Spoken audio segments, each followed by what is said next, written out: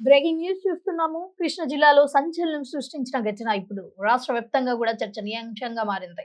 సమాజానికి మార్గనిర్దేశం అందించాల్సిన ఒక లెక్చరర్ చేసిన అనైతిక వ్యవహారం ఇప్పుడు బయటపడటంతో స్థానికులు ఆగ్రహం వ్యక్తం చేస్తున్నారు.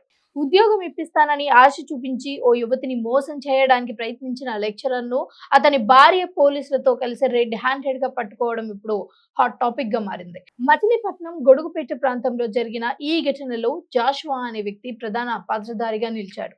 ప్రస్తుతం అవనిగడ్డ ప్రభుత్వ కళాశాలలో కామర్స్ లెక్చరర్ గా పనిచేస్తున్న జాషువా గతంలో మహిళల కళాశాలలో కూడా సేవలు అందించినట్లుగా సమాచారం తెలుస్తోంది.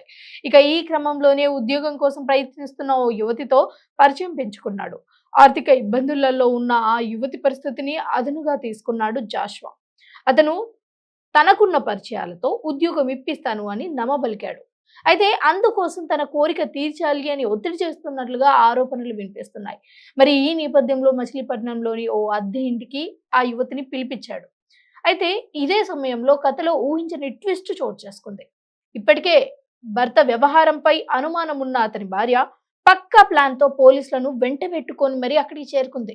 ఇక తలుపులు బద్దలు కొట్టి మరీ లోపలికి వెళ్లి భర్తను యువతితో కలిసి రెడ్ హ్యాండెడ్ గా పట్టుకుంది. దీంతో ఒక్కసారిగా అక్కడ ఉద్రిక్తత వాతావరణం అంతా కూడా నెలకొంది. తర్వాత ఈ ఘటనపై తీవ్ర ఆవేదన వ్యక్తం చేసిన భార్య, మాకు పెళ్ళై 25 ఏళ్ళు అవుతుంది. మొదటి రోజు నుంచే ఇతనికి మహిళలతో అక్రమ సంబంధాలు ఉంది అన్నట్లుగా అయితే ఆరోపణలు చేస్తోంది. అయితే ప్రశ్నిస్తే నన్నే కొట్టేవాడు, పిల్లలు కూడా చాలా సార్లు హెచ్చరించారు, అయినా మారలేదు అంటూ కన్నీటి పర్యావంతమైంది. ఇక ఈ విషయం బయటపడటంతో స్థానికులు కూడా తీవ్ర ఆగ్రహం వ్యక్తం చేస్తున్నారు. లెక్చరర్ అనే గౌరవంతో ఇంటిని అద్దెకు ఇచ్చామని, ఇలాంటి పనులు చేస్తాడని ఊహించలేదు అంటూ ఆ యజమానురాలు చెప్తున్నది.